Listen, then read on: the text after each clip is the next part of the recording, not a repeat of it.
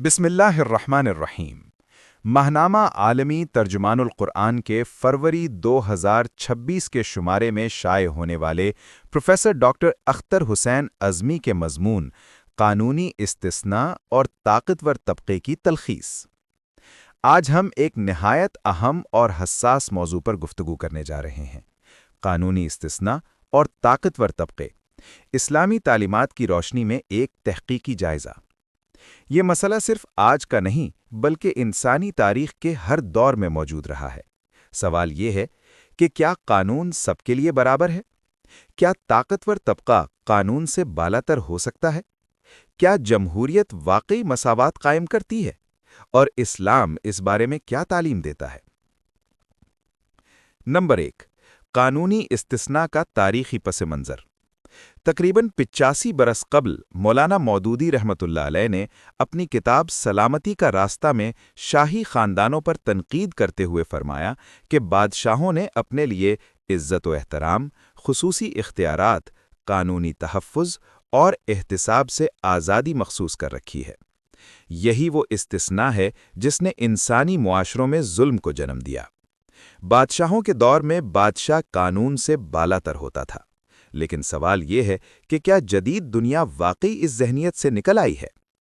Number 2، جمہوریت اور veto power, جدید استثناء کی شکل۔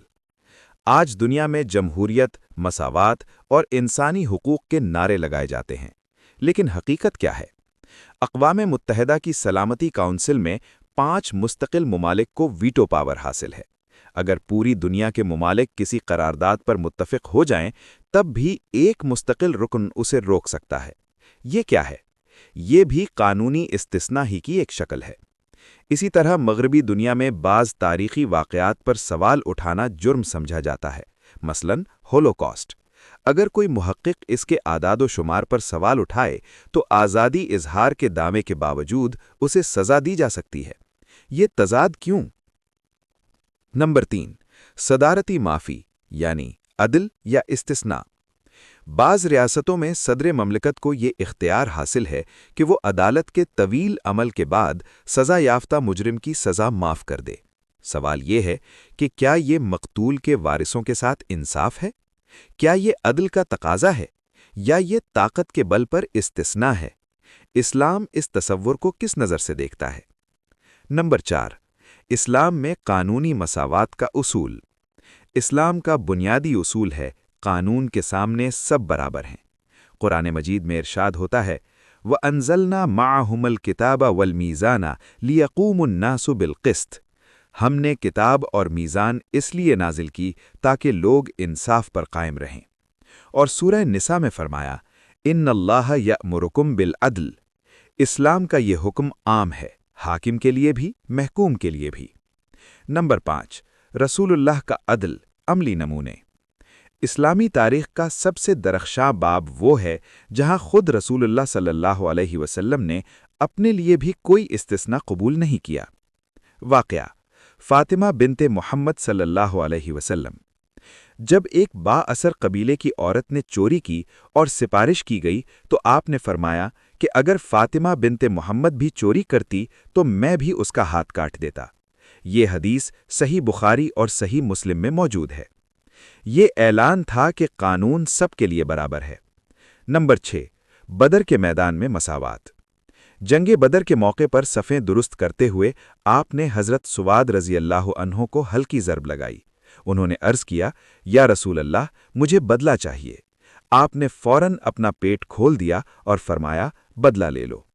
یہ واقعہ سیرت ابن ہشام میں مذکور ہے۔ یہ دنیا کی تاریخ میں عدل کی بے مثال مثال ہے۔ نمبر 7، آخری خطبہ اور قصاص کی پیشکش۔ وصال سے کچھ دن پہلے آپ نے مجمع عام میں فرمایا جس کا مجھ پر کوئی حق ہو وہ دنیا میں ہی مجھ سے لے لے۔ حضرت عکاشہ کھڑے ہوئے اور قضیب کے واقعے کا ذکر کیا۔ آپ نے دوبارہ اپنا جسم مبارک پیش کر دیا۔ یہ واقعہ موجم القبیر للطبرانی میں مذکور ہے۔ یہ اعلان تھا کہ اسلامی ریاست میں کوئی مقدس شخصیت بھی قانون سے بالاتر نہیں۔ نمبر 8، خلفائے راشدین کا طرز عمل۔ حضرت عمر کا عدل۔ عمر بن خطاب نے اپنے گورنروں کو حکم دیا کہ اگر کسی پر ظلم ہوا ہو تو وہ بدلہ لے۔ ایک مصری شخص نے شکایت کی کہ گورنر مصر کے بیٹے نے اسے مارا۔ حضرت عمر نے مدینہ بلا کر خود اس مصری کو بدلہ لینے کا حکم دیا۔ یہ واقعہ کنز العمال میں مذکور ہے۔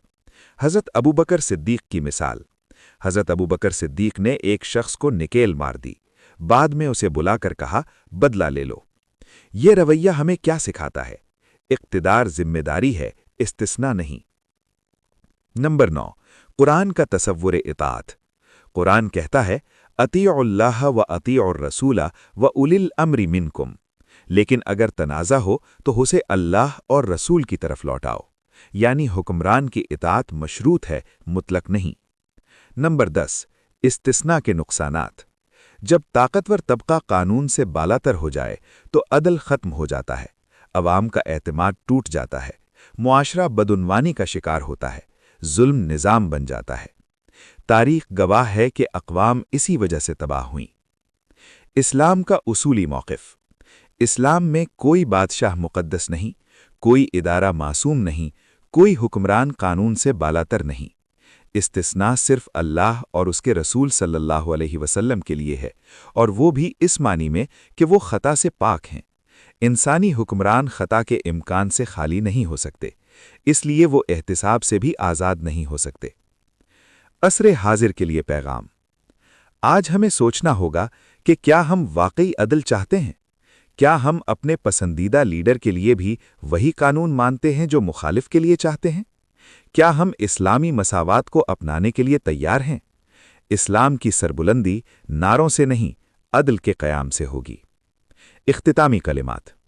ناظرین کرام، رسول اللہ صلی اللہ علیہ وسلم اور خلفائے راشدین کی سیرت ہمیں یہ سبق دیتی ہے کہ طاقت امانت ہے، حکمرانی ذمہ داری ہے، عدل بنیاد ہے، اور استثناء ظلم کی ابتدا ہے۔